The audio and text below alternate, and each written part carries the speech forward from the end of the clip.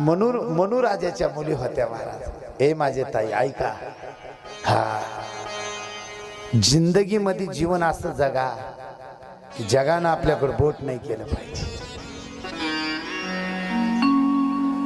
लग्नातले तांदूळ त्या स्त्रीच्या हातात होते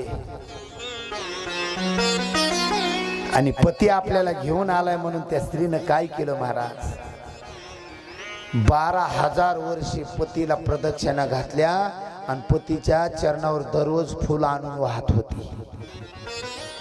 12,000 वर्ष साधू समाधीत गेला पण जसाच तसाच होता, तपस्याचं बळ।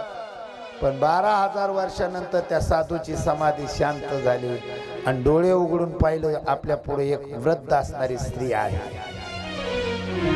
केस पांढरे झाले, अंगावर सुरकुटे आल्यात।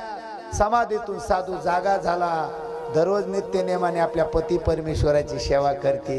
ए माझी ताई काहीच करू नको, देवाला काही मागू नको, एक काय कर फुल घे आणि पती परमेश्वराच्या जाऊन चरणावर व्हायचं काम कर आणि एकच विनंती कर, देवा माझ्या पतीचं आयुष्य लाभू दे आणि माझ्या कपाळाचं कुंकू बळकट कर। एवढं मागा, देवाला मागू नका, पतीला मागा।